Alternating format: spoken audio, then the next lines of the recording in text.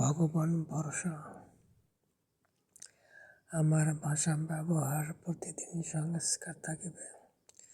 2026 ইংরেজি সালের 14ই মার্চ রোজ শনিবার দিন অর্থোপেডিক ম্যাট্রেস প্ল্যাটফর্ম সেকশনের লোকেরা আমার সাথে কি কি ভাষায় কথা বলে, কি কি ব্যবহার করে গুরুত্ব সহকারে শুনিবেন এবং দেখিবেন।